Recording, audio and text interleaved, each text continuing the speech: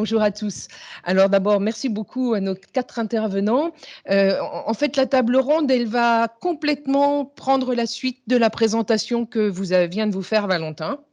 La question qu'on a posée à nos 4 panélistes, elle est comment est-ce que enfin, on va réfléchir sur l'impact des SICO sur les territoires et l'évaluation de leur impact.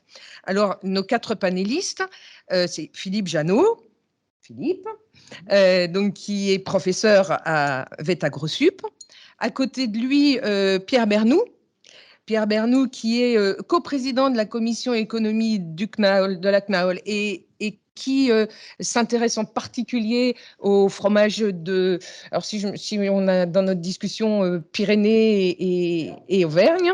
À côté de lui, Philippe Brisbard, qui est président du conseil permanent de l'INAO et plutôt dans la branche viticole. Et puis, enfin, Cathy Gauthier, qui est directrice du groupement régional pour la qualité alimentaire en Hauts-de-France. Alors, on va commencer ces échanges. Ce qu'on va essayer de faire, c'est de se tenir à des réponses assez synthétiques de nos panélistes, entre 3 et 5 minutes à chaque question, pour que vous puissiez, parce que j'ai bien vu que vous étiez particulièrement frustrés de ne pas avoir eu le temps d'échanger. Donc, on va commencer par Philippe. Et la question que je lui ai posée dans une discussion, c'est de son expérience de recherche sur l'évaluation dans les différentes dimensions telles que nous les a présentées Valentin d'ailleurs, économique, environnementale et sociale, sur les territoires, et ça c'est vraiment important, c'est leur impact sur les territoires dans ces 3 dimensions-là. Quelles sont tes expériences et qu'est-ce que l'on sait et qu'est-ce qu'il faudrait éclairer? Merci beaucoup, merci pour l'invitation.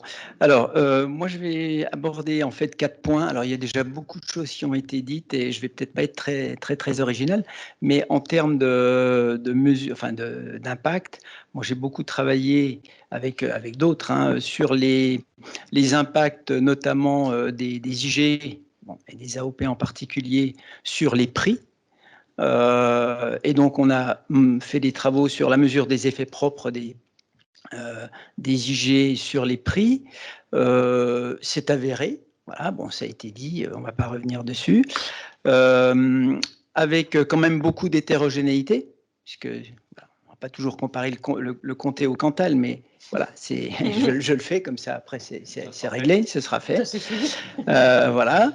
On a vu aussi des effets indirects positifs, notamment sur les produits de substitution. C'est-à-dire l'IG va tirer les prix de l'IG, mais aussi les prix des substituts. Ça, on l'a aussi identifié. Après, il y a des effets sur les revenus, ça a été dit aussi. Bon, c'est voilà, le prix au producteur va générer, alors dans certains cas, des revenus supérieurs. Là aussi, il y a beaucoup d'hétérogénéité. Et dans certains cas, on va dire, les revenus sont pas si élevés que ça. Il y a des effets sans doute liés au fait qu'il y a des contraintes. Voilà, on peut voir le cahier des charges comme des contraintes qui vont générer des surcoûts.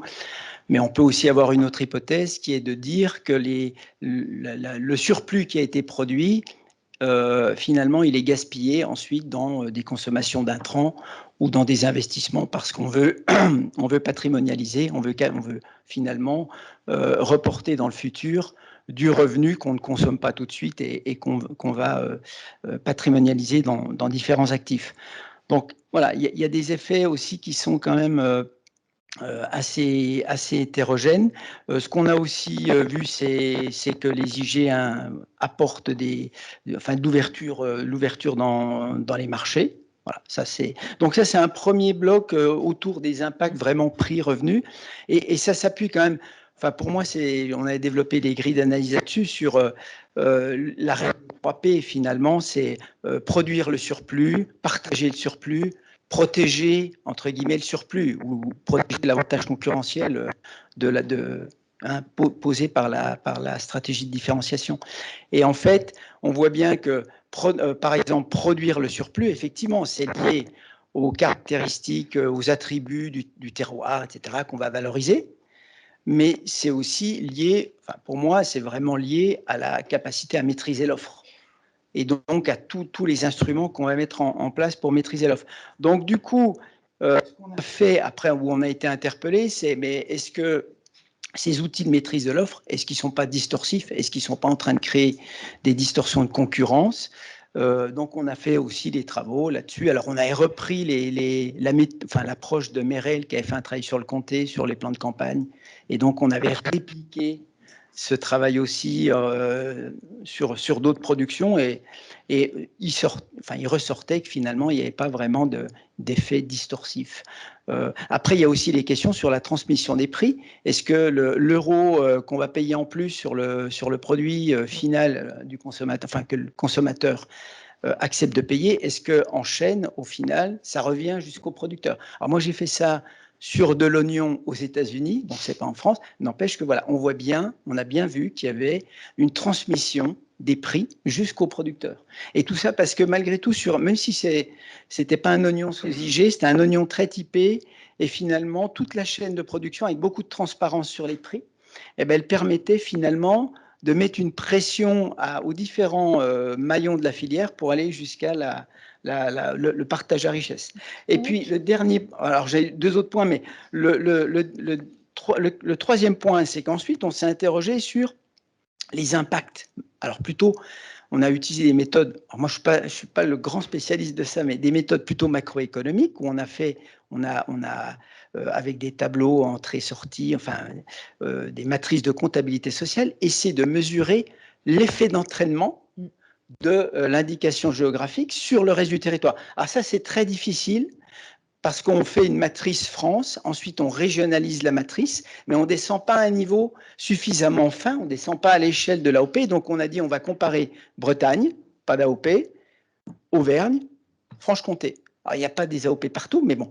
Et on a vu qu'il y avait des effets d'entraînement supérieurs alors que ce soit comme multiplicateur d'emploi, multiplicateur de revenus, multiplicateur de production, supérieurs dans ces zones où il y avait des AOP. Voilà. Merci beaucoup. On va donner la parole à Cathy Gauthier qui a une expérience toute particulière sur les Hauts-de-France. Donc, ça va nous permettre d'aller au-delà de l'introduction de Philippe sur justement le rôle dans les territoires. Donc, comment est-ce que cet exemple en Hauts-de-France, comment vous l'avez pris et ce que vous en attendez et où ce que vous en avez obtenu? Parlez dans le micro, oui. La région Hauts-de-France, en fait, c'est quand même une des régions les plus pauvres en signe officiel de qualité, puisqu'on n'a que 56 produits sous signe de qualité. Et on avait vraiment l'objectif de pouvoir identifier les impacts de ces démarches sur le territoire, mais aussi au niveau économique, social, environnemental. Donc, on s'est déjà posé, un peu comme Strengths to Food, en fait, la question de l'impact carbone quand on a commencé à parler d'affichage environnemental. Donc, on s'est vite rendu compte que les méthodologies qui existaient n'étaient pas suffisantes pour valoriser tous les atouts des démarches SICO. Donc, ensuite, on est parti sur un observatoire économique, donc là, qui n'étudiait que la dimension économique, mais qui était déjà très précieuse. Et donc, depuis 2019, on a essayé de développer une approche de la durabilité des démarches sous SICO. Donc, une approche qui prend en compte les trois dimensions du développement durable, donc impact environnemental, sociétal et économique, mais aussi l'impact sur le territoire et l'impact de la gouvernance. Parce que nous, la particularité en Hauts-de-France, c'est qu'on est vraiment sur des démarches, des ODG très petits, qui n'ont pas forcément de moyens humains en animation, et le plus gros ODG, c'est 100 éleveurs. Donc, c'est vraiment des petites démarches. Et donc, on a commencé par une approche très qualitative en 2019. Donc, à chaque fois, on a fait appel à des stagiaires, des mémoires de fin d'études. Donc, approche très qualitative qui a été intéressante, mais qui n'était absolument pas suffisante et qu'il va fallu consolider. Donc, on a accueilli en 2021 une stagiaire qui a permis de consolider la démarche en s'appuyant notamment sur ce qui est fait par le CNAOL dans le cadre de la démarche AOP durable laitière. Et donc, qui a permis en fait de mettre en place une grille d'indicateurs donc issue de la Biblio. Donc, on a 240 indicateurs qui sont ensuite sélectionnés par l'ODG en fonction de ces enjeux sur lesquels ils veulent travailler.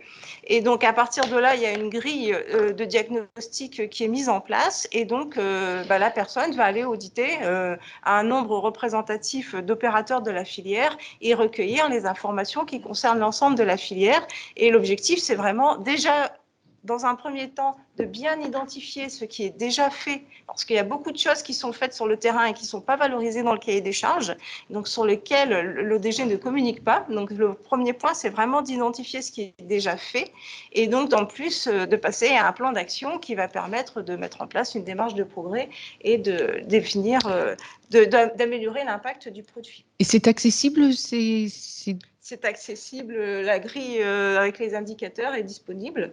Et donc, nous, généralement, on aime bien en fait faire travailler des étudiants en mémoire de fin d'études parce que c'est un regard extérieur pendant un projet de 6 mois pour accompagner les différents ODG sur ces projets. Donc, ce qu'on s'est rendu compte, c'est qu'il y avait déjà une très grande fierté des opérateurs de la filière à être en démarche sous signe de qualité et faire un produit dont la qualité est reconnue. Par contre, il y a un gros travail à faire sur le collectif, sur la gouvernance. Ça, globalement, ce sont des projets sur lesquels il faut qu'on travaille. Et puis, sur le territoire des Hauts-de-France, travailler l'impact, le lien avec le territoire. Les territoires sont peu engagés dans nos démarches sous signe de qualité, donc c'est un point qu'il faut aussi approfondir. Alors, on va poursuivre avec Pierre Bernoux parce que justement, lui, il souhaitait nous parler des IGP durables. Oui. Et comme Madame Gauthier nous en a parlé, alors peut-être nous en dire un peu plus. Hein. Oui, c'est ça. C'est pour alors, en tant que représentant du CNOL, l'idée, c'était de prendre un peu la suite sur cette démarche AOP durable. La démarche AOP durable, c'est une démarche qui a été mise en place, qui a commencé aux alentours des années 2020 pour justement répondre aux problématiques globales qu'on peut avoir. Et je trouve que l'intervention précédente là, de Valentin, qui a été faite sur la partie développement durable, elle est très intéressante pour ça. On voit bien tous les effets qu'il peut y avoir, donc dans les trois dimensions, hein, sociale, environnementale et puis économique. Il y a vraiment des impacts qui peuvent être mesurés justement sur ces parties sociales et économiques. Et par contre, on a cette question environnementale qui prend toujours beaucoup de place. Et dans cette question environnementale, toujours, nous, dans notre démarche OP durable, effectivement, la bonne prise en compte des prairies et de toutes les externalités positives qu'on peut avoir et comment est-ce que c'est pris en compte. Et donc, du coup, par rapport à cette demande et à cette attente sociétale qu'il y avait, l'idée, ça a été de dire, nous, dans notre démarche OP durable, comment est-ce qu'on peut bien mettre en évidence tout ce qui est fait sur un territoire et tout ce que nos AOP, donc là, on est effectivement, moi, quand je parle là-dessus, je suis sur les AOP laitières, hein, qu'est-ce que les AOP laitières peuvent amener sur ce territoire. Et donc, du coup, comme ça a été décrit, il y a une soixantaine de critères avec des grands thèmes qui vont de la vitalité qu'on va pouvoir amener sur le territoire, la qualité du produit, les modes d'élevage qu'on va pouvoir mettre en avant, modes d'élevage en lien avec sur les aspects environnementaux et puis les aspects traditionnels, et puis derrière tous les aspects économiques, qu'est-ce qu'on va pouvoir ramener comme d'un point de vue économique sur le territoire.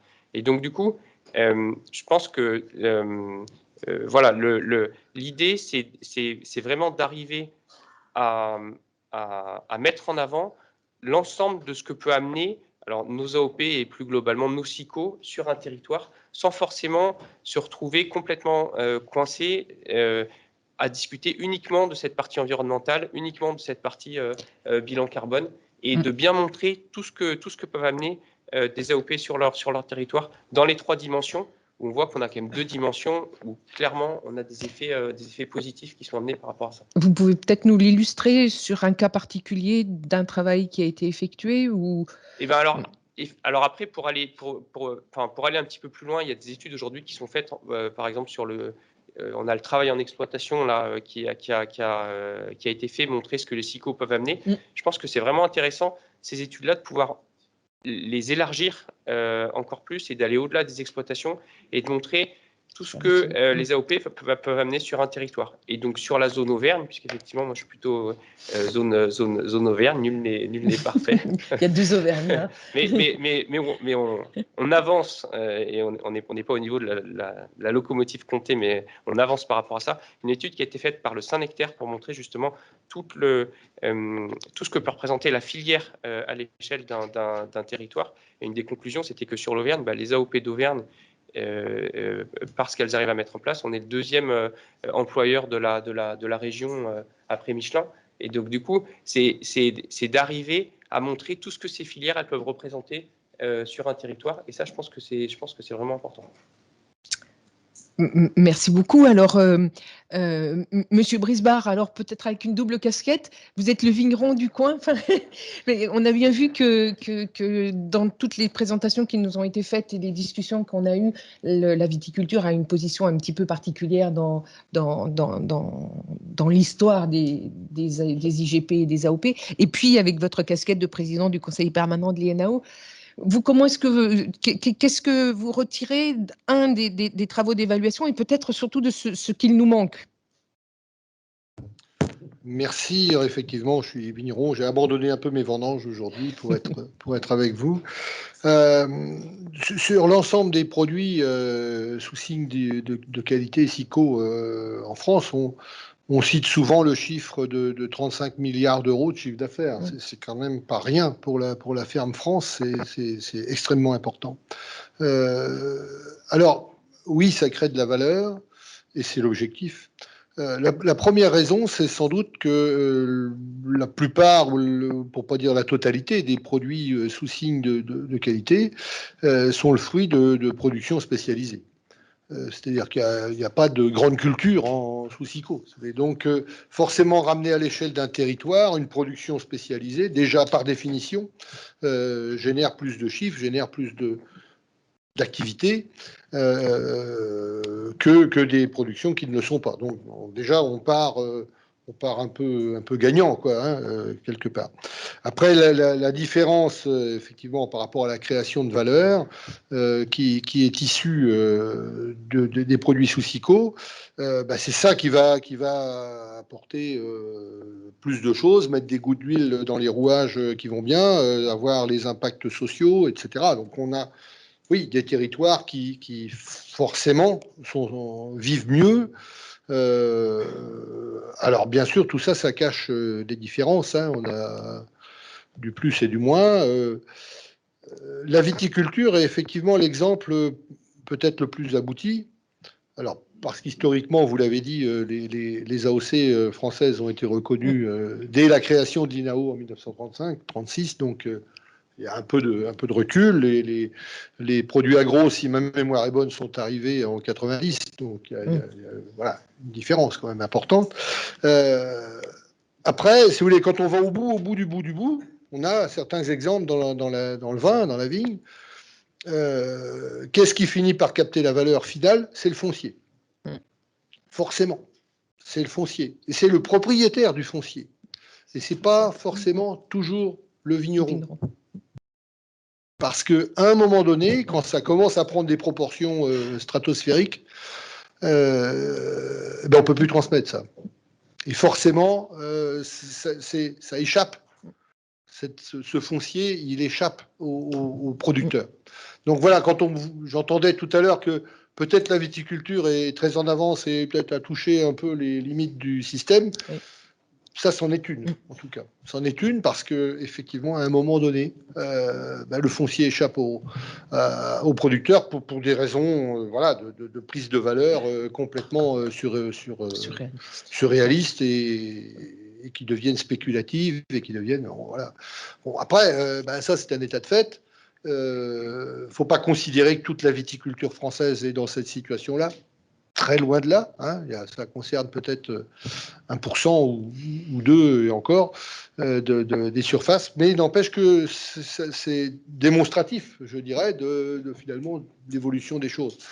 Après, j'ai entendu une question tout à l'heure sur est-ce que finalement les produits sous SICO sont condamnés, entre guillemets, ou ont pour vocation à être exclusivement des produits élitistes destinés à des consommateurs aisés, riches, urbains et tant pis pour les autres. Moi, très clairement, je réponds non.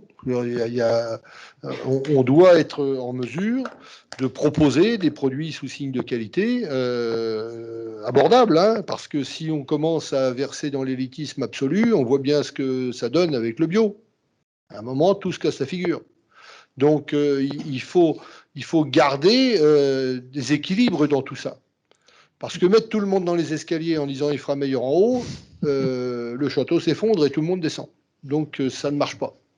Il faut garder un équilibre. Je participais récemment à un plateau télé où on parlait d'appellations prestigieuses, etc. Je dis, mais vous savez, tout le monde n'a pas accès au même marché. Et il faut garder des produits accessibles, y compris revendiquant leur origine, leur terroir, leur territoire, leur qualité supérieure, etc. Mais attention à ne pas verser dans l'élitisme, parce que pour moi, c'est une impasse. En tout cas, ça ouvrirait forcément, parce que faut pas croire que parce qu'on va décréter qu'il faut manger moitié moins de viande, les gens vont le faire. Vous rigolez. On va peut-être dans 40 ans, mais en tout cas pas à court terme. Donc ça veut dire que si on fait vous empiétez un petit peu sur la discussion le deuxième temps. Ouais, on donne la parole sur la suite, voilà. parce que c'est vraiment une question importante. C'est ce que l'on veut faire de ces SICO. Donc on va refaire un petit tour de table, et donc à ce moment-là, vous pourrez nous dire ce que vous pensez de ce qu'il faut qu'on fasse des SICO. Alors Philippe. Philippe,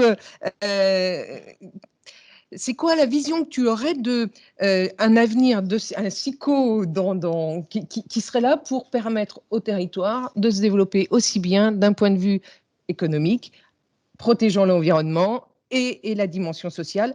Qu'est-ce qu'il faudrait pour que ça advienne? Qu'est-ce qu'il faudrait? Je vais me risquer. Je ne veux pas me risquer à être donneur de leçons, et surtout pas. Non, j'ai peut-être 3 points peut-être de réflexion. Moi, il me semble qu'un des premiers enjeux, c'est renforcer la crédibilité des indications géographiques. Parce que cette crédibilité, d'une certaine manière, pour moi, elle est, avec notamment le changement climatique, elle est questionnée, parce que d'un côté, je pense qu'il y a des agriculteurs qui sont tentés, mais je comprends parfaitement, hein, par des pratiques, on va dire, innovantes, et qui vont à l'encontre, mais bon, j'enfonce des portes ouvertes, là, qui vont à l'encontre des principes même historiques de ce qu'est l'IG, hein, voilà, son ancrage au terroir. Et donc, on voit bien des pratiques, que ce soit en viticulture, mais déjà dans l'élevage, hein, avec des gens qui vont finalement ne plus sortir les animaux à certaines périodes de l'année, parce que de toute façon, les vaches, elles ne sont pas bien dehors quand il fait 40 degrés. Donc, on va les mettre en bâtiment, donc on va brumiser, ventiler, et pour maintenir la production. Et ça ne colle plus avec l'obligation de sortir les animaux en pâture. Bon. Donc, pour moi, et donc, du coup, comment on fait pour continuer à donner de la crédibilité à un signal de qualité qui dit: je vous garantis que mes produits sont fabriqués de telle façon, avec telle pratique, respectueux de l'environnement, ou en tout cas des ressources locales, etc. Donc ça, c'est vraiment le premier enjeu. Deuxième enjeu, c'est pour moi aussi renforcer la robustesse et la résilience des indications géographiques, et ça suppose quand même, si je prends le cas de l'élevage, ça veut dire désintensifier. Nous, on a fait de la modélisation, et on montre bien que, en fait, si on veut s'en tirer, alors en système allaitant ou en système laitier, si on veut s'en tirer, il faut moins d'animaux, il faut moins de pression et au bout du compte, on se rend compte que on a travaillé sur un indicateur qui était l'excédent brut d'exploitation. L'excédent brut sur 15 ans de simulation, il est maintenu, voire il est même meilleur que d'être dans une situation où on subit des chocs, parce que certaines années, on est obligé d'acheter des grosses quantités de fourrage et à des prix élevés à ce moment-là, etc., etc. Et du coup, ça, pour moi, ça va être difficile, c'est extrêmement difficile pour des producteurs de dire on va produire moins avec moins d'animaux ou alors sur de plus grandes surfaces, mais ça va créer des problèmes de compétence, enfin de concurrence foncière. Mais alors que globalement, les gens, ils ont été dans une logique où progrès de productivité des animaux, des surfaces, etc., c'était le progrès. Et à un moment, on leur dit non, c'est plus ça. Et ça va être difficile. Et on ne peut pas les laisser tout seuls pour faire ça. Et le troisième point, c'était vraiment, je pense, le besoin du coup de reconnexion des systèmes aux ressources locales. Parce que, et ça renvoie aussi à la crédibilité, est-ce que je peux produire du comté? Allons-y, on va taper un coup sur le comté maintenant. Est-ce que je peux produire du comté en donnant à bouffer à mes vaches du concentré, du soja, qui vient quand même un petit peu du Brésil? Est-ce que je peux défendre ça? Et il y a un moment, il faudra peut-être aussi dire, on a besoin, alors dans une logique d'atténuation aussi des émissions de gaz à effet de serre, peut-être d'aller vers des systèmes peut-être plus vertueux, comme on en a aussi et beaucoup en Auvergne. J'ai travaillé avec un producteur dernièrement en Saint-Nectaire, un système un système complètement herbagé, très bocagé, un peu de prébois, beaucoup de stockage de carbone. Alors, quand on prend les émissions d'équivalent CO2 par litre de lait, on est comme tous les autres systèmes, à peu près 1 kilo pour faire vite. Je ne vais pas rentrer dans les détails. Mais sa capacité à stocker du carbone fait qu'il descend à 250 grammes au bout du compte.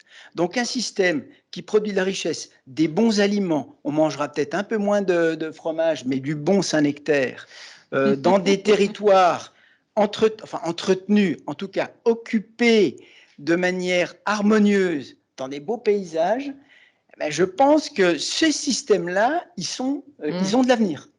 Ils ont vraiment de l'avenir. Je suis sûre que ce n'est pas Pierre qui va dire le contraire. Ouais, je vais vous laisser continuer sur cette veine-là, parce que je pense que ça doit vous parler. Je partage totalement juste les points qui ont été mis en avant, la crédibilité des AOP, comment est-ce qu'on les renforce. Et pour moi, la question qui se pose même par rapport à ça, et que le débat que je lève, c'est comment est-ce qu'on gère justement tous ces points-là dans un moment où on a tous ces aspects scoring qui sont en train d'arriver. Donc le Nutri-Score, qui existe déjà, où on sait que dans nos AOP, on a des recettes qui sont, des recettes, des cahiers des charges qui régulent les choses où on ne peut pas le faire bouger. Ou, alors, je ne suis pas contre le Nutri-Score et tous les effets positifs qu'il peut amener, mais où j'ai l'impression que nous, AOP, on est un peu les dégâts collatéraux de la mise en place de ce scoring. Demain, l'éco-score qui va arriver. EcoScore, est-ce que ça pousse à l'intensification? Parce que plus on est intensif, moins on a de gaz à effet de serre. Comment est-ce qu'on prend en compte tous les aspects qui effectivement ont été mis en avant, comme le producteur de Saint-Nectaire qui était mentionné? Et donc du coup, la question c'est comment est-ce que nous, en tant que INAO, INRAE, par rapport à nos AOP, on est capable justement effectivement d'amener cette crédibilité, de renforcer ce signe. Nous, on pense côté CNOL que justement une démarche AOP durable mettant en avant l'ensemble des positivités que amènent nos AOP sur des territoires, ça peut répondre à ça. Et que le consommateur, quand il va se retrouver sur un petit bout de fromage avec le nom du fromage, la liste des ingrédients, le Nutri-Score, l'EcoScore et le logo AOP, à un moment, il risque d'être complètement perdu. Et donc, ce qu'il faut, c'est qu'on arrive à ce qui se raccroche à cette dimension d'AOP et effectivement montrer que les AOP, parce qu'elles amènent sur leur territoire, parce qu'elles représentent, par la qualité du produit, ça c'est un élément indispensable que de toute façon il faut avoir, mais je pense qu'on a déjà, mais par contre on montre justement toutes ces positivités qu'on amène pour arriver à ce que le consommateur ne soit pas perdu face à ses choix. Ça va être le sujet de la deuxième table ronde de l'entrée par le consommateur. Mais merci beaucoup. Alors, Cathy. Alors, vous, dans votre zone, il y en a peu. Alors, comment est-ce que vous voyez la dynamique sur un territoire qui, finalement, compte dessus, mais a peu de force? Ça, oui, qui compte dessus, ça c'est clair, qui a peu de force, qui met les moyens pour les développer. Moi, enfin, je vais rebondir sur ce qui a déjà été dit, hein, c'est renforcer la crédibilité des démarches, faire le lien avec la recherche, ce qu'on ne fait pas forcément suffisamment pour bien montrer en fait tous les atouts qu'apportent ces démarches, alors que ce soit le label, l'IGP, l'AOP, mais bien montrer en fait tout ce que ça apporte au niveau du territoire, entre le maintien des emplois, le maintien des paysages, donc insister là-dessus. On l'a dit tout à l'heure, sortir de cette image de pépite.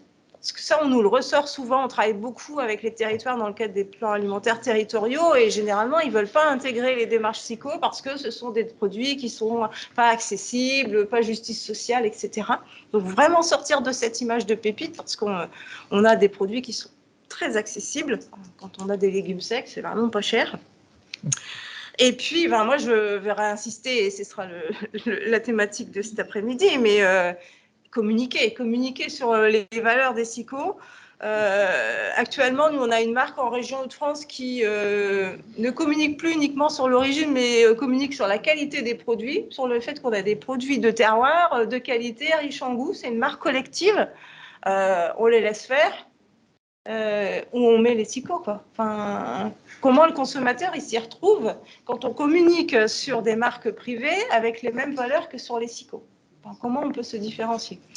Mais est-ce que, parce que en fait, les interventions précédentes, finalement, on dit, voilà, on communique, on augmente, mais en fait, est-ce qu'il faut qu'ils changent? Est-ce que les cahiers des charges, ils doivent changer? Alors, peut-être pas que à vous, mais on pourrait redemander à Pierre, est-ce que finalement, il faudrait changer ces cahiers des charges? Alors, les cahiers des charges, de toute façon, évoluent. Par rapport au changement climatique, on est de toute façon obligé de faire évoluer nos cahiers des charges, parce qu'on se rend compte que sinon, on est obligé de demander des dérogations toutes les années, parce que les producteurs ne sont pas capables de les respecter. Donc, du coup, de toute façon, effectivement, nos cahiers des charges évoluent, vont continuer à évoluer pour répondre à ça. Après, la question, pour moi, au-delà du cahier des charges, c'est effectivement toute cette question de crédibilité et de communication qu'on va avoir sur nos sigles sous SICO, sur nos AOP, pour pouvoir parler aux consommateurs et que le consommateur ne soit pas perdu dans des labels régionaux, dans des questions de scoring et qu'il ait quelque chose à quoi se raccrocher. Et là, je pense qu'on a vraiment une histoire à raconter. Ma position sur l'évolution des cahiers des charges, ben oui, nos cahiers des charges évoluent. Après, c'est pas facile de faire évoluer un cahier des charges, ça prend du temps. Donc, j'avoue que nos ODG sont pas forcément très motivés.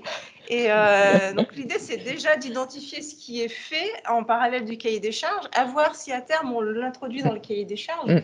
Mais voilà, mais enfin, il faudrait que ce soit un peu plus rapide au niveau des procédures pour que ça colle avec le terrain. Mais voilà.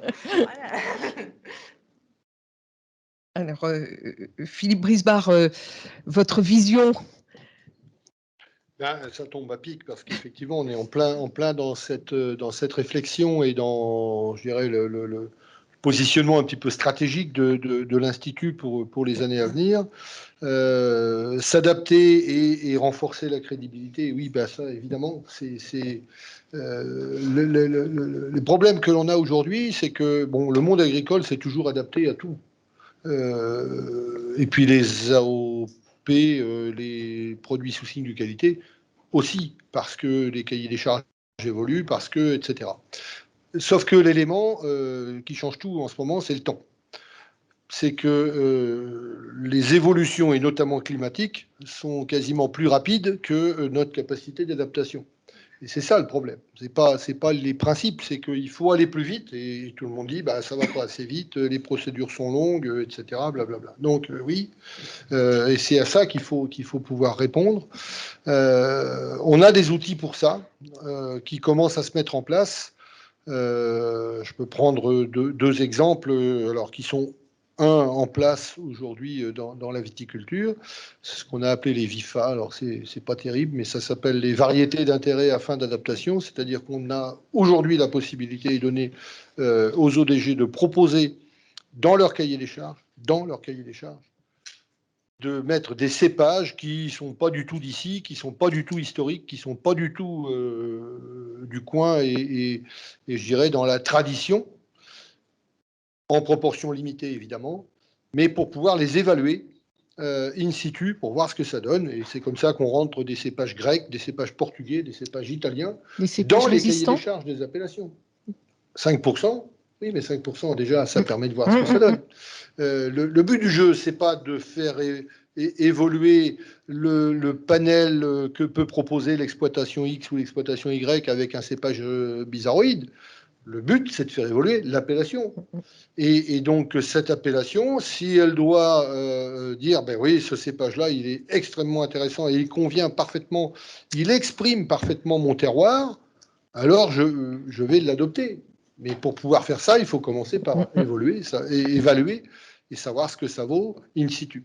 Cette procédure est en place, c'est moi qui l'ai mise en place, ça a été compliqué parce que tout le monde était contre, et puis bon, bah, finalement, on s'est aperçu que c'était peut-être pas si nul que ça. C'est en place depuis 3 ans, 4, on doit avoir 20 dossiers. Ça veut dire que les ODG n'ont pas forcément toujours envie non plus, hein, et ils ne prennent pas toujours ce qu'on leur propose ou les possibilités qui leur sont offertes. Donc, pour une fois, ce n'est pas l'INAO qui est en retard. Deuxième exemple, ce qu'on appelle les DEI, qui viennent d'émerger, là aussi poussés par la viticulture, mais qui vont, je pense, très très rapidement être adoptés aussi par les autres filières, à savoir des dispositions. Alors, je ne sais même plus ce que ça veut dire, DEI, mais peu importe. Des dispositions qu'on va évaluer, là aussi, un peu à l'image de ce qu'on a fait avec l'encépagement, mais sur d'autres points du cahier des charges. Innovantes, évaluées, innovantes, ça doit être des IE, des EI, peu importe. Mais en tout cas, des choses innovantes qu'on va évaluer. Et là aussi, dans le cahier des charges. Alors, avec des conditions, évidemment, je m'engage, hein, si on fait un contrat avec l'opérateur, je m'engage à ce que l'évaluation soit faite, à ce que ce soit fait aussi avec des organismes techniques sérieux. Et là, on est là pour parler de ça, parce que ça va permettre d'accompagner le mouvement et d'y comprendre un peu ce qui se passe. Et puis, le cahier des charges, finalement, il vient peut-être un peu après. C'est-à-dire qu'il faut d'abord faire les évaluations, il faut d'abord voir comment ça se passe, il faut d'abord... alors tout ça, on est obligé de le faire dans le cadre du cahier des charges, parce que si on n'est pas dans le cadre du cahier des charges, c'est blanc ou c'est noir. On est dedans ou on est dehors. Alors évidemment, il n'y a pas de gris. Mais en mettant ce genre de disposition en place, ça permet finalement d'accompagner certaines transitions, certaines évolutions, certaines innovations. On a effectivement des opérateurs qui disent « mais moi, je veux travailler autrement ». Bon, why not ? Mais pas n'importe quoi, c'est-à-dire qu'il faut que ce soit fait dans un cadre et puis qu'on voit ce que ça donne, là encore, dans l'intérêt de l'appellation, ou du signe de qualité. Et puis, derrière, le cahier des charges, finalement, il vient graver dans le dur, il vient ratifier un peu les choses. Mais il faut avoir cette période probatoire, cette période d'évaluation. Donc voilà, aujourd'hui, on est complètement en ordre de bataille par rapport à ça, pour permettre justement de ne pas gaspiller le temps, parce que c'est ce qui est le plus précieux aujourd'hui dans les adaptations qui sont indispensables. Donc renforcer la crédibilité, bah oui, ça passe par ces adaptations indispensables, accompagner les ODG dans leurs travaux, dans leurs recherches et parce que bon, ça ne se passe pas de la même façon du nord au sud, hein, c'est bien évident, mais le rôle de l'INAO, c'est aussi de les accompagner, parce que on a souvent dit, voilà, il y a un cahier des charges, il a gravé les choses dans le dur, et puis le rôle, c'est de contrôler si on a bien respecté tout, et si c'est blanc ou si c'est noir, si c'est dedans ou si c'est dehors. Je crois qu'aujourd'hui, on est dans une situation qui n'est pas exactement celle-là, c'est qu'on doit faire vivre ces signes de qualité, et les faire vivre, ça veut dire les faire évoluer, et que de toute façon, les règles vont évoluer constamment et vont devoir s'adapter constamment. Vous parliez de dérogation tout à l'heure, effectivement. Quand on délivre des dérogations parce qu'il fait trop chaud, il fait trop sec, trop humide, trop truc, trop ce que vous voudrez, il faut aussi être en mesure d'expliquer pourquoi on le fait. Et le dernier point, c'est bien communiquer, parce qu'effectivement, si on n'est pas foutu d'expliquer ça, on n'a aucune crédibilité. Donc, quand on parle de mesures, d'évolution et de choses, on dit toujours il faut veiller à la contrôlabilité des choses. Oui, très bien, j'ai été 15 ans dans le CAC, je sais ce que c'est que la contrôlabilité. Moi, je dis il faut veiller aussi à la communicabilité des choses, c'est-à-dire que je suis en mesure de dire pourquoi je le fais, et je dis pourquoi je le fais, et je dis que je le fais. J'attends pas qu'on vienne me taper dessus en disant « Ah là là, ils ont fait ça ». Oui, non, il faut commencer par dire « On fait ça parce que on en a besoin, parce que voilà les conséquences que ça va avoir, et on délivre un message positif ». Et comme les journalistes sont des feignants, de toute façon, ils reprennent le message. Mais alors, il y a peut-être des journalistes dans la salle, on va voir ce qu'ils en disent. Mais non, mais on leur donne. Le micro est J'ai par quand là. même un peu d'expérience en la matière, on leur donne à communiquer, ils le publient. Donc il n'y a pas de souci avec ça. Sinon, ils ne le publient pas. Bon, je dérive un peu. Voilà. On va peut-être donner la parole à la salle, comme ça ils vont vous poser des questions. Il faut communiquer positivement sur les choses et pas attendre qu'on nous vienne nous taper dessus en disant « Vous n'avez pas fait ça bien ». Alors, il y a une question là.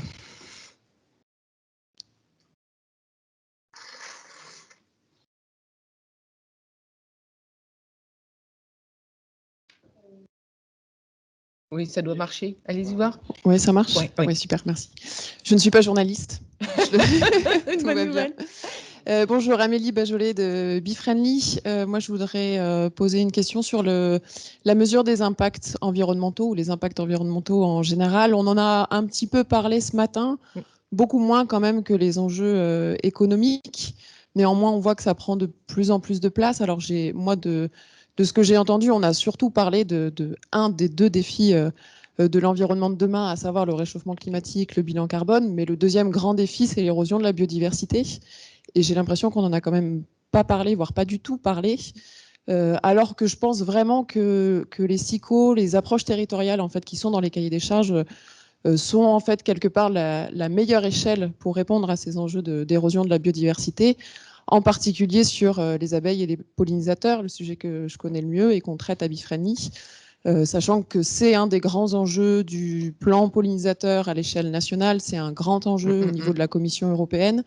Et ça m'apparaît être un des sujets, pour reprendre aussi le dernier propos qui a été donné, un des sujets pour faire de la communication positive, ne pas attendre aussi qu'on nous tape dessus sur ce sujet. Et c'est peut-être aussi un des sujets pour lequel les cahiers des charges qui intègrent des prairies seront peut-être plus en avance que la viticulture qui est en avance sur plein d'autres sujets, même si la viticulture peut s'emparer de ça. Donc ma question, c'est est-ce que les appellations fromagères, notamment en Auvergne, est-ce que l'étude que vous avez citée, par exemple, sur le Saint-Nectaire, intègre d'ores et déjà ces enjeux territoriaux de la protection des pollinisateurs? Alors, avant de passer la parole aux Auvergnats, juste vous signaler qu'il y a un travail en cours d'évaluation sur l'impact, la liaison entre label et biodiversité, qui est en cours, INRAE, donc qui devrait sortir d'ici quelques mois. Alors, les Auvergnats et le Saint-Nectaire et la biodiversité. Je partage complètement ce point. Hein. C'est effectivement, et on le voit dans nos débats, on se focalise même nous-mêmes uniquement sur cet aspect gaz à effet de serre et réchauffement climatique. Et la question, c'est comment est-ce qu'on arrive à intégrer toutes ces dimensions-là. Donc pour l'instant, les choses n'ont pas été faites directement par rapport aux pollinisateurs, mais on voit quand le Saint-Nectaire aujourd'hui communique en disant nectar des prairies naturelles. Donc, pour répondre à votre question, et bien effectivement, c'est comment est-ce qu'on arrive à mettre en avant toutes les prairies naturelles qu'on peut avoir sur ces zones-là, qui, sur le Saint-Nectaire, je crois, représentent quasiment 90% de la zone, et les impacts positifs que ça peut avoir.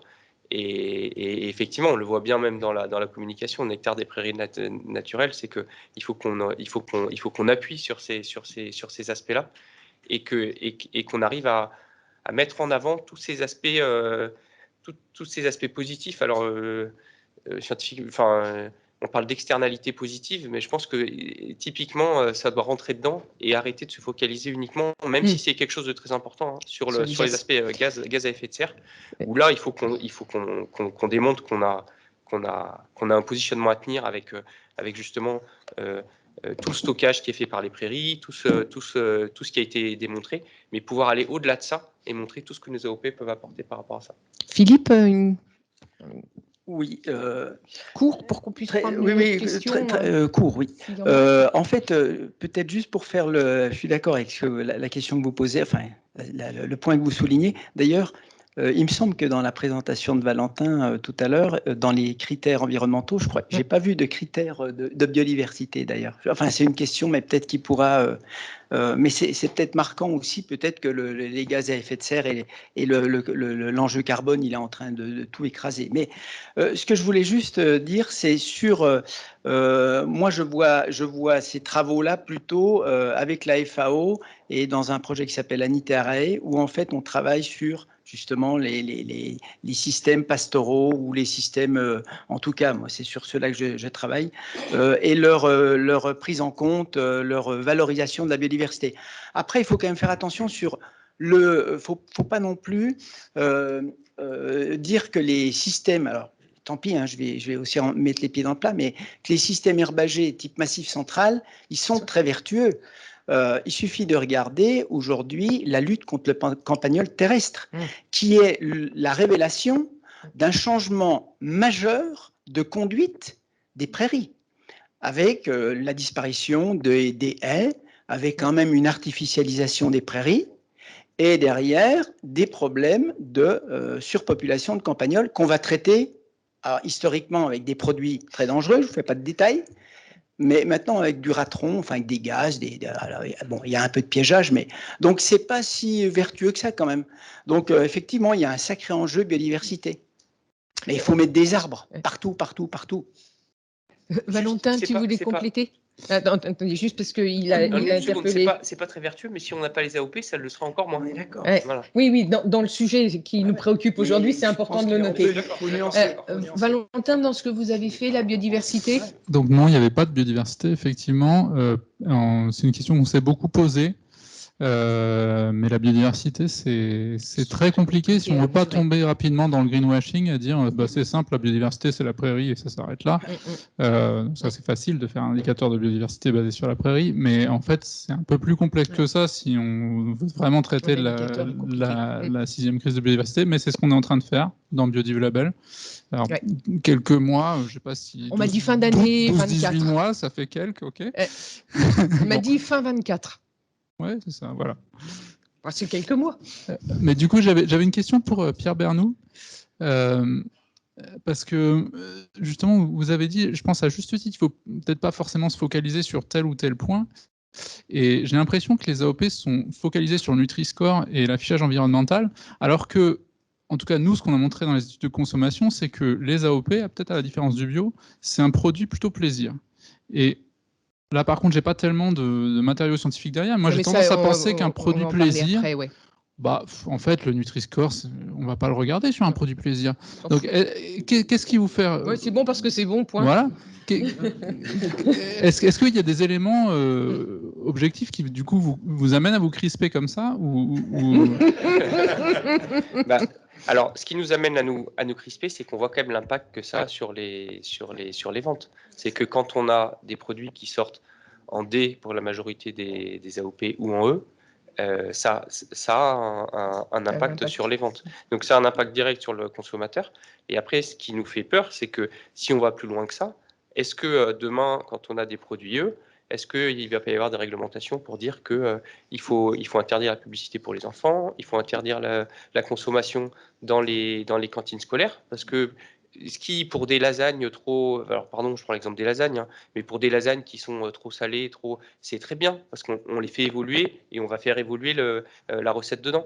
Mais pour du roquefort qui est en E, ça veut dire qu'on n'a plus aucun enfant, si des choses comme ça passaient demain, qui va découvrir du roquefort dans sa cantine. Alors, il n'y a pas beaucoup de roquefort qui est mangé dans les cantines, mais vous avez du Saint-Nectaire, vous avez du Comté, vous avez beaucoup de fromages comme ça. Et du coup, ce qui nous fait peur, c'est que si on va là-dedans, en fait, on se retrouve stigmatisé par ces points-là. Et nous, effectivement, la volonté, c'est d'élargir le débat et d'aller sur quelque chose de plus large. Parce que quand on nous demande sur le pack d'avoir cet élément de communication, c'est quand même un élément qui est extrêmement important pour le consommateur. D'autres questions?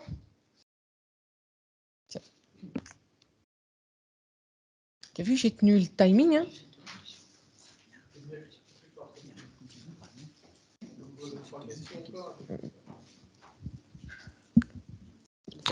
Oui. En fait, c'est pas vraiment une question, c'est une réflexion que je mets dans le pot commun général. J'ai échangé avec Jean-Yves Guyon tout à l'heure à la pause café. Nous nous croisons au comité national des IG, enfin des IGP et Label Rouge, pardon. Et j'avais soulevé une question sur sur les questions des cahiers des charges. Parce que autant effectivement sur ce qui est ruminant, alors il y a beaucoup de fromage dans les IG. On voit bien qu'une des vertus, même si tout n'est pas vertueux dans la prairie, c'est quand même d'aller vers plus de prairies, pas trop de concentré. Hein. Une vache, c'est 5500 kilos de lait si elle mange de l'herbe. Dès qu'on veut dépasser, il faut lui apporter autre chose, notamment du soja. Mais par contre, il y a une véritable question, me semble-t-il, dans les enjeux actuels pour nourrir la planète de manière globale, c'est qu'effectivement, il y a une compétition entre la ressource pour l'alimentation humaine et l'alimentation des animaux. Or, tous les monogastriques, les cochons, les volailles, mangent énormément de céréales. Et donc, à un moment donné, la question pour les IG va être quand même de se poser la question de qu'est-ce qu'on fait de ce problème de dire on fait du porc du sud-ouest au grain, on fait de la volaille avec 85% d'alimentation à base de céréales. Pour moi, c'est un véritable sujet. Qui est-ce qui... Est-ce que ça fait réagir quelqu'un? Non, visiblement, ils sont comme vous, ils ne savent pas bien. Là. Oh, ouais. Derrière, il y a quand même... qu'est-ce qu'on fait, quoi? Oui, comme on a évoqué le sujet des cantines scolaires, je voulais demander à Madame Gauthier si justement la loi Egalim a permis d'introduire un peu de signes de qualité au niveau de la restauration ou pas du tout? En région Hauts-de-France, malheureusement, peu. Dans les pâtes, tout ça, non? À cause notamment du prix plus élevé. Dans la gamme de produits, donc il y a 56 produits sous signe de qualité en région Hauts-de-France. Dans la gamme des produits qui pourraient facilement être, parmi les produits sous SIQO, donc il y a la volaille, le bovin et les légumes secs qui pourraient facilement être introduits en restauration collective. La volaille se heurte au poids, au kilo. Et puis les légumes secs, ça pourrait être une source de développement pour deux raisons. À la fois dans le cadre de la loi Egalim sur les signes de qualité et pour les produits, les plats végétariens. Donc ça, oui. Après, nous, on a un souci, il n'y a pas suffisamment de producteurs, il n'y a pas suffisamment de volume. Donc là, c'est plus la filière qui ne souhaite pas développer.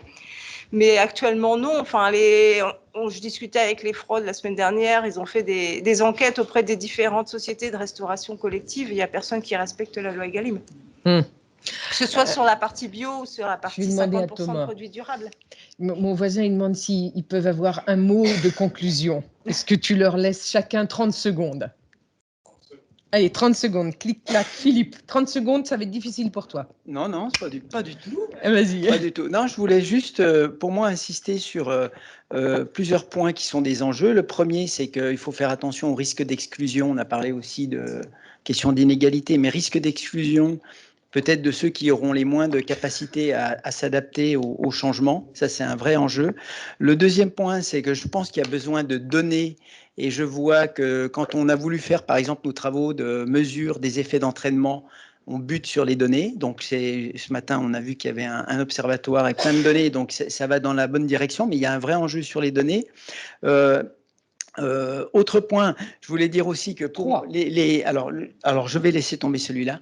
Et je vais dire, pour moi, l'enjeu et ça a été dit en partie, c'est la question de les IG, pour moi, c'est de l'action collective, et l'enjeu, c'est accompagner les collectifs, et pas simplement l'ODG, mais les parties prenantes. C'est-à-dire faut un moment, quand on rentre dans la réflexion de c'est quoi notre projet à 5 ans, à 10 ans ou à 15 ans, mais au moins à 5 ans, c'est quoi notre projet? Il ne faut pas simplement raisonner entre membres de l'ODG, mais il faut élargir et définir le projet partagé. Voilà. Et on a une méthode, on avait développé une démarche qui s'appelle Perf Filière, qu'on a déjà testée et qui fait des, entre guillemets, des miracles. Et ben voilà, donc vous avez une solution miracle. Philippe. Non, j'ai des peurs. 30 secondes de Ouais, conclusion. ou même moins. Hein. Ouais. Moi, c'est un message d'espoir. Je pense que on est sur des filières où on a des choses à raconter. Tout n'est pas parfait. Il faut qu'on soit capable de nous remettre en question et de nous améliorer. Mais on a des consommateurs qui je pense sont en attente de produits qui, au-delà de la qualité du produit, vont leur parler et vont leur donner un lien avec le territoire. Et je pense que ça, c'est intrinsèque dans nos valeurs. Et donc, du coup, c'est un message d'espoir que si on arrive à le mettre en avant et à le porter, on a un bel avenir devant nous. Monsieur Brisbard. Oui, juste un produit sous SICO, c'est pas qu'un cahier des charges, c'est une promesse qu'on fait aux consommateurs en disant voilà, on vous propose quelque chose qui a un contenu territorial, historique, etc.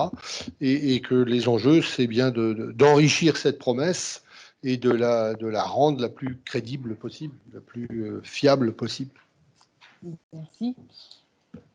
Eh ben, moi, je suis entièrement d'accord sur le fait qu'il faut embarquer le collectif et ses parties prenantes pour arriver à défendre le produit et à raconter une belle histoire aux consommateurs. Merci beaucoup et merci à tous d'avoir participé à cette belle table ronde.